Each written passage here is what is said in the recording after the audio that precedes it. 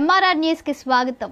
సరైన ఇంటికి సరైన సిమెంట్ ఎంతో ముఖ్యం. విచక్షణతో ఆలోచించండి. రైట్ సిమెంట్ ని ఎంచుకోండి. KCP cement, building the nation since 1958. KCP cement, the right choice.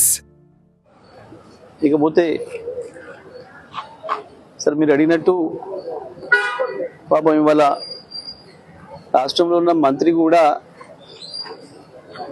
BRS వాళ్ళు ఇంకా మా ఫోన్ ట్యాప్ చేస్తున్నారు అని చెప్తే అంటే అంత పనికి మాలిన ప్రభుత్వం అని మీది, అంత దద్దమ్మ ప్రభుత్వం అని, ఈ మాత్రం పోలీసింగ్ లేని ప్రభుత్వం అని ఒప్పుకుంటున్నారు మంత్రులే స్వయంగా. మీ హోంమంత్రి ఒక చేతగాని వాడని మీరు ఒప్పుకుంటున్నారు. వాస్తవం మేము అదే చెప్తా ఉన్నాం. ఈ రాష్ట్రంలో పోలీసులకు స్వేచ్ఛ లేదు, స్వేచ్ఛగా పనిచేసే అవకాశం లేదు. క్రిమినల్స్ పట్ల నేరాలని అదుపు చేయడంలో, నేరస్తుల విషయంలో కఠినంగా ఉన్న విషయంలో ఎక్కడ కూడా పోలీసులకు అదుపు లేదు. కేవలం కాంగ్రెస్ పార్టీ కార్యకర్తల్లాగా పనిచేయించుకుంటుంది పోలీసుల్ని. అందుకనే నేరాలు పెరిగిపోతున్నాయి. కాంగ్రెస్ పేరిట ఇవాళ రౌడీలందరూ కూడా అందులో చేరి ప్రతిపక్ష పార్టీ కార్యకర్తలపైన దాడులు చేయడం, ప్రత్యేకించి బీఆర్ఎస్ పైన దాడులు చేయడం చేస్తూ ఉన్నారు. విచ్చలవిడిగా కాంగ్రెస్ పార్టీ పని చేస్తున్నారు కాబట్టి ఇక మిగతా వాళ్ళ పని వాళ్ళు చేసుకోవచ్చు. కాబట్టి పోలీసింగ్ లేకుండా పోయింది. ఇవాళ ఎవరైతే మంత్రి మాట్లాడిండో సరే, ఆయన మాట్లాడిన విషయంలో అది నిజం కాకపోయినప్పటికీ పోలీసింగ్ మాత్రం అంత దరిద్రంగా తయారైంది అనేది మాత్రం ఒప్పుకుంటున్నందుకు ఆ మంత్రికి ధన్యవాదాలు.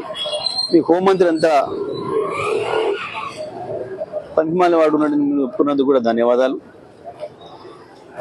అన్ని శాఖల్లో కూడా గంతే ఉంది, ఒక పోలీస్ శాఖే కాదు. మిగతా శాఖలు అసలు పని చేస్తలేవు, ప్రభుత్వం పని చేయిస్తలేదు. ఎందుకంటే అభివృద్ధి లేదు, సంక్షేమం లేదు, రెండూ లేవు. ఉన్నదల్లా అడిగిన వాళ్ళపైన కేసులు పెట్టి గొంతులు నొక్కడం, ఇట్లాంటి ఎన్నికలు వచ్చిన సందర్భంలో పోలీసులు వాడి దౌర్జన్యం చేయడం, గుండాయిజం చేయడం, రౌడీయిజం చేయడం. రాత్రి నుంచి కూడా సూర్యాపేటలో కాంగ్రెస్ రౌడీ ముక్కలు అడ్డగోలుగా మోటార్ సైకిల్ వేసుకొని తిరుగుతూ ఇష్టం వచ్చినట్టుగా విచ్చలవిడిగా మద్యం డబ్బులు పంపిణీ చేస్తూ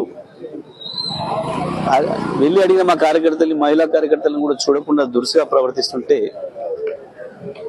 అక్కడికి వచ్చిన స్థానిక పోలీసులు కనీసం వాళ్ళు అడ్డుకునే ప్రయత్నం చేసే స్థితిలో లేరు.